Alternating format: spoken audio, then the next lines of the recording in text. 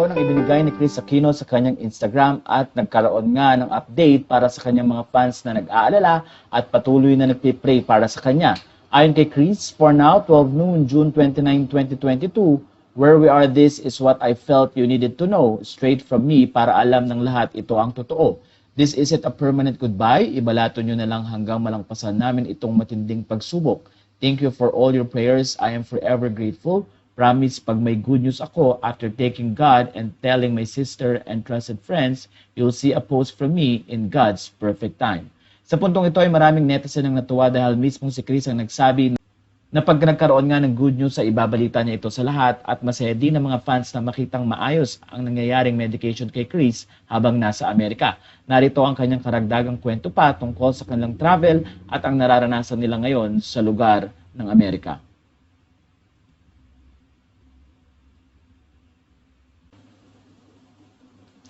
Dear Noy, sorry that our greeting for your first birthday in heaven is coming 5 days late.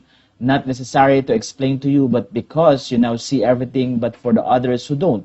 Kuya Josh tested COVID positive June 20, Texas time. We flew here June 3, but missed his birthday because he was in LA with some really kind-hearted friends.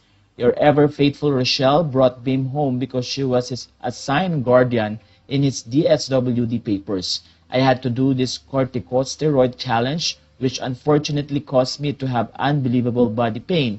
Yes, even worse than my bone marrow aspiration, when we found out I'm allergic to all forms of opioids. Well, lesson learned, I should always trust my instincts. 2 hours after being given such a baby dose, I think 50 or 60 milligram given diluted through my IV divided in 5 doses given every 30 minutes, my BP didn't rise significantly. But 2 hours after, whoa, everything the steroids should help, like make antihistamines work better, less pain and inflammation, the opposite happened to me. First, the hives started multiplying, then my body started to hurt all over. Normally, my pain tolerance is impressive, but this time Bunso started sobbing. Then, of course, my BP went haywire. The 2 left for LA May 3 to wait for me, but so many times my departure had to be moved. I knew I was allergic to morphine. I was able to tolerate propofol and fentanyl for my procedures in Singapore as well as in St. Luke's Global, but when it was purely fentanyl, sobrang grabe the effect. Hives from my face to my ankles. That happened to me 2 hours after the corticosteroid steroid challenge because for most autoimmune issues, steroids are the first line of defense.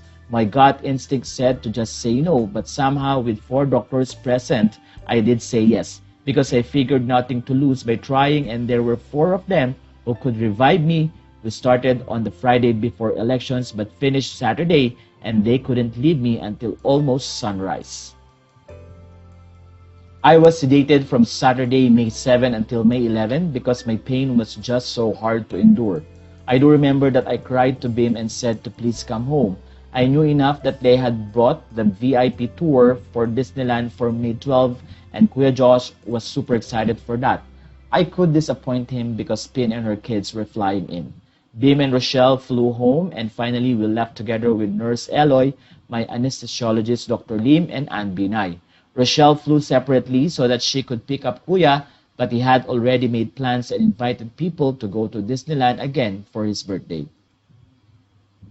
Noy, I wanted to be able to post good news, so let me start with that. This is from attending physician. The cancer gene panel screened you for genes that could predispose you to the following cancers. All the genes were negative: breast and gynecologic, gastrointestinal, endocrine, genitourinary, skin, brain nervous system, hematologic. My kidneys and my liver are still functioning normally, praise God. Don't ask me about our flight because my BP was elevated 169/90 when I woke up. It went down because our plane had engine problems, so I was able to drink medicine to help bring it down, and it was stable enough when we flew after lunch. But for the whole flight, including the refueling stop, I was sedated. Don't ask me about our flight because my BP was elevated 169/90 when I woke up. It went down because our plane had engine problems, so I was able to drink medicine to help bring it down, and it was stable enough when we flew after lunch. But for the whole flight, including the refueling stop, I was sedated and fast asleep. It was Monday, June 5 when I had my first dose of medicine. We flew here 4. I now understand, Noy, why you chose to keep your illness to yourself. My realization came because I do feel peace, and since no info will be coming from me after this post, I'm closing one area of stress that I really don't want or welcome. But I do want to express my heartfelt gratitude for all who have prayed for me to get better. But I do have multiple autoimmune syndrome. Before I had 2 autoimmune thyroiditis and chronic spontaneous urticaria. SLE or lupus has remained a question mark. I am near the borderline, have 3 out of 5 of the prerequisites that would absolutely confirm if I have it, but 3 out of 5 could just be a warning that it's there. But for right now, it's still asleep. My third confirmed autoimmune condition is vasculitis, but leave it to your sister. There are different types of vasculitis. I had to have a very rare type. I was formerly known as Churg-Strauss syndrome, but now it's EGPA. We came here for me to try mepolizumab, not yet FDA approved in Singapore nor the Philippines.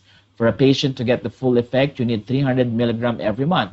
I was told it had much less side effects than Xolair. By now, you know that Bunso enjoying being different, but this was too much of a shock less than 2 days after my first 300 milligram dose was given. This worst of the worst vascular and urticarial flare started. It was almost a week before I somehow semi-recovered. I was the allergy clinic's first ever patient to react that way. I wish it ended there. Next, we tried cromolyn, which was supposed to help me slowly reintroduce solid food into my body. Who doesn't want to eat? How I wish healthy people could understand that for some who are ill, mast cells are the reason we find it so hard to tolerate food. From the Mayo Clinic website. Straight to where we are right now, no obvious, and favoritism. Kuya Josh tested positive for COVID on June 20. Nurse took his temperature, then they got antigen kits. Tested him first because he was so unlike himself. He was just lying down on the sofa, no energy to play or watch YouTube on his phone. I was in our room upstairs asleep. Nurse woke me up to tell me that Kuya was positive. I honestly couldn't understand what she was trying to tell me until Beam came to explain, and he told me to please put on a mask. He helped me go downstairs. My instinct was to go and hug Kuya, but everyone told me I needed to leave immediately and move to a hotel with Nurse and Beam because I was severely immunocompromised, and being COVID positive could mean ICU for me.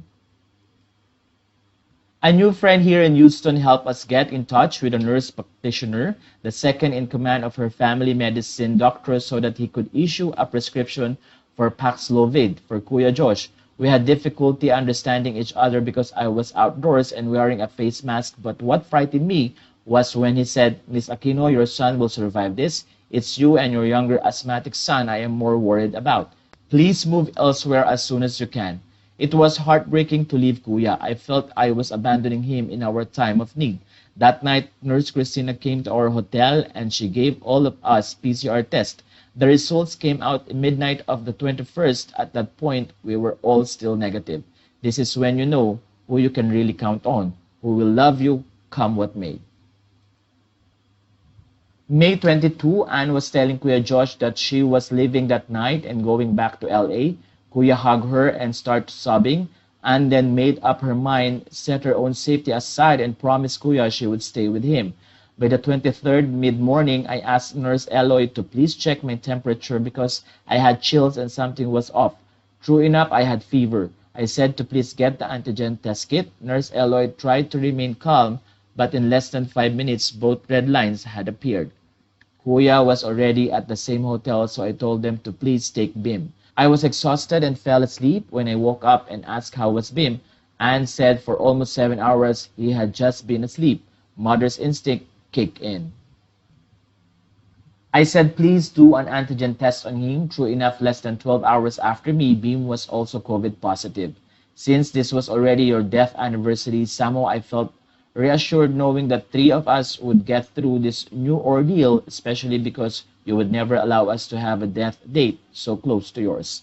I even joked with you. I said, no, you are super bida. Now because you're the only one with mom and dad. If I die, Bunso will of course get the majority of the attention, and for sure you won't like that. Then I said seriously, Noy, help me please. These two only have me. Please help me survive this, please. You remember when mom was told that her cancer was stage 4 and from her colon it had already spread to her liver? The doctors gave her about 3 months to live. Our mom was a fighter. She said it would be so unfair for the 5 of us to lose her when none of us were ready. Mom gave it all, she said, and lasted 1 year and 5 months. I want the privacy you had, but unlike you, who was never active on social media, I need to say goodbye properly because so many have reached out to me, prayed for me and my sons, and regardless of their political affiliation, they have prayed for me to get better. 2 weeks after I am totally COVID-free, I need to do 3 to 4 more shots of Solair given every other week for my chronic spontaneous urticaria. Then I rest for 2 to 3 weeks. Hopefully, I have stronger immunity then. Noy Bunso has only one road left open to her. Sadly for Kuya and Bim because ultimately my two are the victims. I need to try Rituxan. To spare everyone from having to Google and for all to understand why I'm now choosing to say goodbye for now, Rituxan is an immunosuppressant. In straightforward language, it is chemotherapy, but also used for some complicated autoimmune cases like mine. Others finish their cycle in 1 month, 1 infusion every week. They want to take it slower with me because of how unpredictable my reaction to medicine is. They will split 1 infusion into 2 and give that to me every other week. So what others will finish in 4 weeks, I shall hopefully finish in 8 weeks, barring any complications. Then I rest for 4 to 5 months and do another cycle or switch to another type of chemo. Only after 8 to 10 weeks after my first cycle can they test to see if my numbers somewhat improve. Matagal Noy, definitely test of fortitude and endurance. But before any of that, I need my existing PICC line removed and reinserted, and they need to do a nuclear chest scan. My consistently high BP has already sent some alarm bells ringing. We are praying my vasculitis hasn't caused damage to the blood vessels connected to my heart.